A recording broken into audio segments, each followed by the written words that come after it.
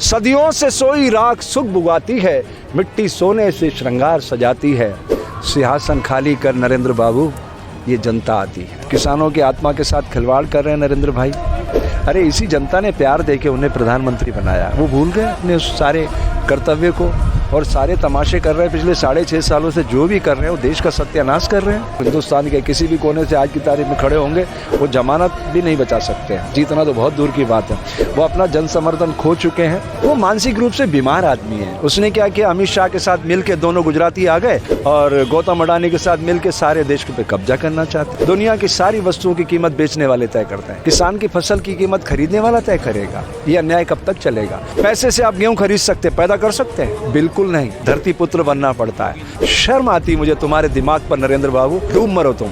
थोड़ी सी भी इंसानियत है ना तुम्हारे अंदर तो डूब मरो तुम। उस गौतम के जो एक तंबू तानता था, तुम्हारे साथ मिलके अरबों खरबों रुपए तुमने कस्टम के माध्यम से चोरी किए, देश के हमारे समाज के पैसे चोरी किए। राष्ट्रद्रोह का मुकदमा तो नरेंद्र बाबू तुम पे लगना चाहिए। तुम कितनी भी कोशिश कर लो नरेंद्र बाबू, इनके सामने टिक नहीं पाओगे तुम। तो ये दिमाग है ना, इसकी खिड़कियां दरवाजे खोलो। अगर तुम्हें भारत में इलाज नहीं कराना, अमेरिका चले जाओ। अभी तो ट्रंप है वहाँ पे, जनवरी में जाएगा। अच्छा इलाज करवाओ, पहले इलाज करवा के आओ। इन किसानों के बीच इनके पैर धो के पियो। हमारे साथ इस वक्त स्वामी जी हैं। स्वामी जी, कल प्रधानमंत्री नरेंद्र मोदी ने कस से कहा किसानों को संबोधित करते हुए कि किसान भटक गए हैं, किसान को गुमराह किया जा रहा है, विपक्षी पार्टियां जो है गुमराह कर रही है। क्या कहना चाहेंगे आप इस पर? इधर विपक्षी पार्टियां कहाँ से आ गई है? तो किसानों का आंदोलन है और किसानों की आत्मा के साथ खिलवाड़ कर रहे हैं नरेंद्र भाई। और कच्छ में तो सरदार जी बन के गए थे, नकली सरदार जी रहे थे 21 महीने बन के। उन्होंने अगर थोड़ा सा इलम सरदारों का ले लिया होता तो ये दृश्य उपस्थित नहीं होता। उनको सोचना चाहिए कि भारत की आत्मा किसान है। 6,32,000 गाँव है भारत में, है ना। किसानों की उस पवित्रता का अपमान कर रहे हैं वो। अरे इसी जनता ने प्यार देके उन्हें प्रधानमंत्री बनाया। वो भूल गए अपने उस सारे कर्तव्य को और सारे तमाशे कर रहे हैं। पिछले 6.5 सालों से जो भी कर रहे हैं वो देश का सत्यानाश कर रहे हैं। लगातार देश की जीडीपी गिर रही है, देश में वैमनस्य फैल रहा है जातियों का। ये क्या है? अरे अच्छा इंसान बनाओ तो दुनिया खूबसूरत बनेगी। अब सारी दुनिया ग्लोबल विलेज में तब्दील हो चुकी है। हम क्या कर रहे हैं? मैं हिंदू, मैं मुस्लिम, मैं सिख, मैं ईसाई। इससे एक अच्छे समाज का निर्माण होगा क्या? अगर हम बच्चों में सही तरीके से ऊर्जा का संचार करते तो हर नवजात शिशु सुप्त विवेकानंद को जगाता, बिल गेट्स बनता, दुनिया को खूबसूरत बनाता। ये उद्देश्य होना चाहिए था। उन्होंने तो वादा किया था सबका साथ, सबका विकास, सबका विश्वास। किधर गया? हमारे देश का जो स्वरूप है वो है जनता का, जनता से, जनता के लिए। उन्हें इस्तीफा देकर मैदान में आना चाहिए। मैं गारंटी करता हूँ हिंदुस्तान के किसी भी कोने से आज की तारीख में खड़े होंगे, वो जमानत भी नहीं बचा सकते हैं। जीतना तो बहुत दूर की बात है। वो अपना जन समर्थन खो चुके हैं और भारतीय संविधान उन्हें ये इजाज़त नहीं देता कि आप इस तरीके से वो एक आत्ताई बनकर, अत्याचारी बनकर गलत तरीके से शासन करें। उनका नैतिक धर्म है कि इस्तीफा देकर समाज के बीच आएँ। बाबा जी, कड़ाके की ठंड पड़ रही है और सबसे जो कड़ाके हड्डी गला देने वाली ठंड है और 21 दिन हो चुके हैं प्रदर्शन को और 20 किसान अब तक शहीद हो गए हैं। इस पर आप क्या कहना चाहेंगे? लेकिन सरकार के कानों पर जू नहीं रेंग रही है। वो मानसिक रूप से बीमार आदमी है। उसने क्या किया, अमित शाह के साथ मिलकर दोनों गुजराती आ गए और गौतम अडानी के साथ मिलकर सारे देश पे कब्जा करना चाहते हैं। क्या ये देश 3 लोगों की संपत्ति है? सोचना चाहिए। 6,32,000 गाँव है। मैं ये कहना चाहता हूँ आपके माध्यम से, देश के दर्शकों को बताना चाहता हूँ, दुनिया की सारी वस्तुओं की कीमत बेचने वाले तय करते हैं। किसान की फसल की कीमत खरीदने वाला तय करेगा। ये अन्याय कब तक चलेगा? सन 47 में देश आज़ाद हुआ, 73 साल बाद किसान अपने हक के लिए संघर्ष कर रहा है। मैं आपके माध्यम से पूछना चाहता हूँ, ज़रा सोचिए, पैसे से आप गेहूँ खरीद सकते, पैदा कर सकते हैं? बिल्कुल नहीं, धरती पुत्र बनना पड़ता है। इससे ज़्यादा पवित्रता से कोई धर्म नहीं करता है, कोई कर्म नहीं करता है, कोई पुरुषार्थ नहीं करता है। वो अपने हक के लिए खुले आकाश के नीचे बैठा है। आप वहाँ आतंकवाद ढूंढ रहे हो, खालिस्तानी ढूंढ रहे हो। शर्म आती मुझे तुम्हारे दिमाग पर नरेंद्र बाबू। डूब मरो तुम। थोड़ी सी भी इंसानियत है ना तुम्हारे अंदर तो डूब मरो तुम। इतनी नैतिकता नहीं तुम्हारे अंदर कि मेरे देश का किसान चट्टान की अट्टालिकाओं को फोड़कर धान उपजाता है। वो अपनी फसल की कीमत के लिए संघर्ष कर रहा हो, तुम गौतम के चाटुकार बन रहे हो। उस गौतम के जो एक तंबू तानता था, तुम्हारे साथ मिलकर अरबों खरबों रुपए तुमने कस्टम के माध्यम से चोरी किए, देश के हमारे समाज के पैसे चोरी किए। राष्ट्रद्रोह का मुकदमा तो नरेंद्र बाबू तुम पे लगना चाहिए। तुम हमें राष्ट्रद्रोही बताओगे? ये भगवा वस्त्र देख रहे हो ना, सूर्य की पहली किरणें हैं, ये जगत को प्रकाशित करने के लिए है। इसके सामने अंधकार कभी नहीं टिक सकता। नरेंद्र बाबू, गारंटी करता हूँ तुम्हारे और राहुल जैसे लोग जमानते भी नहीं बचा सकते हैं। मेरी बात ध्यान से सुनना। 25 जून 75 की रात को नकली सरदार बने थे आप इमरजेंसी में। 21 महीने तक सरदार बन के रहे आप। एक इलम भी सरदार का अपने जीवन में ले लिया होता ना, आज जीवन बदल जाता आपका। क्या होते हैं सिख? ध्यान से सुनो। प्रकृति से प्यार करते हैं, पुरुषार्थ करते हैं, किसी के आगे हाथ नहीं फैलाते, और सबको वंड चक, सबको खिलाते खाना। ये होता है सिख। समझ रहे हैं आप? ये सनातन जब नष्ट हो रहा था तो बाबा साहब नातो जी कहते थे, कुशाभाऊ ठाकरे जी, आप भी शाखा में रहें, मैं भी शाखा में रहा हूँ। क्या कहते थे? सनातन संस्कृति जब नष्ट हो रही थी, 5 प्यारों के बलिदान पे इसको खड़ा किया गया सिख पंथ को।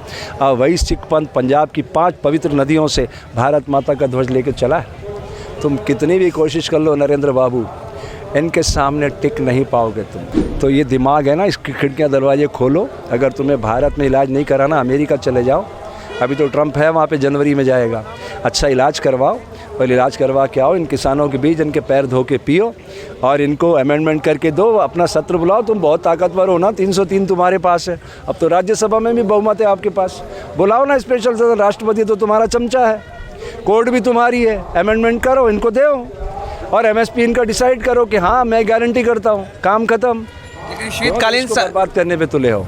स्वामी जी, शीतकालीन सत्र होगा ही नहीं, कहा कि कोरोना है इस वजह से नहीं होगा। वो तो देखो, उनको चुनाव करवाना हो तो कोई कोविड नहीं है। मध्य प्रदेश में, बिहार में सारी नौटंकी चल रही है देश में। इन्होंने तो प्रजातंत्र का मखौल उड़ा के रख दिया है। ये गुजरात मॉडल क्या है?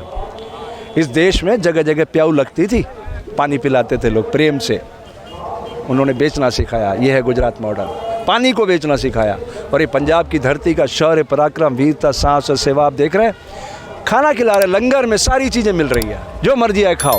ये है उसकी पवित्रता पंजाब की। आज मीडिया कह रही है कि केवल पंजाब के किसान नाखुश है, वो प्रदर्शन कर रहे हैं, उन्हें खालिस्तानी बता देते हैं। तो एक बात भी चली कि जब आज़ादी के समय सिख शहीद हो रहे थे तो उस समय पंजाब अंग्रेज़ों को सिर्फ पंजाब को ही आज़ाद कर देना चाहिए। क्या कहेंगे इस पर? मैं आपको बधाई देना चाहता हूँ कि वो जो गोदी मीडिया है, अब आप समझिएगा प्रैक्टिकली, 30 रुपये में अखबार छपता, 2 रुपये में बिकता है, 28 रुपये एक अखबार पे घाटा है। पूर्ति कौन करेगा? विज्ञापन कौन देगा? सरकार। अब जो ये इलेक्ट्रॉनिक मीडिया, इसमें तो करोड़ों रुपए का इन्वेस्टमेंट है। 1 सेकंड लाइट चली जाती है तो करोड़ों रुपए का नुकसान है। उनकी आत्मा जानती है, हर क्षण उनका प्रसव पीड़ा की तरह गुजरता है। इसलिए वो सरकार के साथ मिल के रहते हैं, उन्हीं का नैरेटिव चलाते हैं। लेकिन ये जो सोशल मीडिया है, ये इतनी बड़ी हो सकती है, इतनी बड़ी संभावना है कि एक नए भारत का निर्माण हो सकता है। ये शाहीन बाग को 1 साल हो गया आज, और 101 दिन तक वो आंदोलन चला था। सरकार कहीं ऐसा तो नहीं कि जानती कि चलो थक जाएगी, हट धर्मी सरकार है, वो थकाना चाहती हो किसानों को भी, जैसे शाहीन बाग में हुआ, कुछ बेनतीजा रहा है। सरकार है नहीं ना, प्राइवेट कंपनी है। आप समझिएगा, अमित, नरेंद्र, गौतम, 3 आदमियों ने इसको, भारत को प्राइवेट कंपनी में तब्दील कर दिया। 2019 में नरेंद्र बाबू ने पूरे देश में घूम के कहा कि आप मुझे वोट दीजिए, तो गुंडे मवाली अपराधी किस्म के लोग सदन में घुस गए। मैं देश की जनता से प्रार्थना करता हूं, आप अपने एमएलए एमपी चुनो, कभी भी प्रधानमंत्री मुख्यमंत्री मत चुनो। ये देख रहे हैं आप क्या हालत कर दी देश की उन्होंने। और मैं आप सोशल मीडिया वालों को बधाई देना चाहता हूं कि आप लोगों को लंबी रेखा खींचने का मौका है। आप गोदी मीडिया पर कुछ मत पूछिए, लोगों से मत पूछिए, उनको चलाने दो। जितना इसके खिलाफ चला सकते हैं, खालिस्तानी है, आतंकवादी है, पाकिस्तान प्रायोजित है, उनको कहने दीजिए। आपको मौका मिल रहा है आगे बढ़ने का, क्योंकि समाज सच्चाई देख रहा है। और सत्यमेव जयते, सत्य था, है और रहेगा। पाप का जन्म होता है, पलता है, बढ़ता है, नष्ट होता रहता है। आप सत्य के साथ खड़े हैं तो प्रकृति आपके काम को आगे बढ़ाएगी। बाबा जी, यहाँ पर सब सही है, लेकिन जो गोदी मीडिया दिखाती है वो अनर्गल बातें दिखाती है, नफरत फैलाती है। जो लोग दूर सुदूर इलाके में बैठे हैं उनके मन में नेगेटिव फैलती है।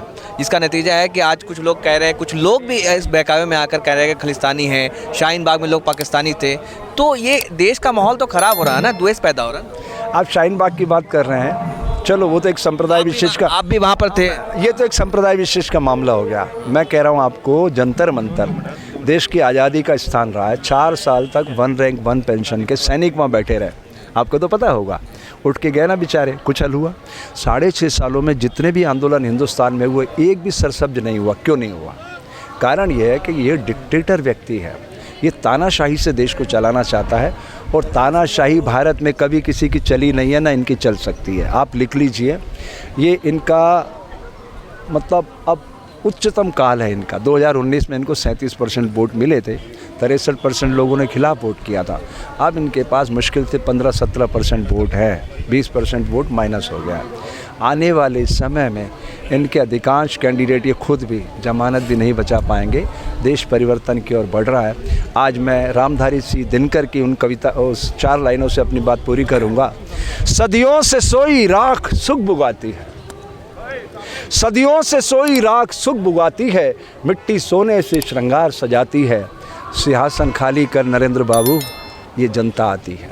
धन्यवाद। सिंहासन खाली करो कि जनता आती है, ये स्वामी जी का कहना है। अभी आपने सुना कि ये देश में तानाशाही आ गई है और इस लोकतंत्र नाम का कोई चीज़ नहीं रहा है। कैमरामैन माजिद के साथ खबर इन दिनों।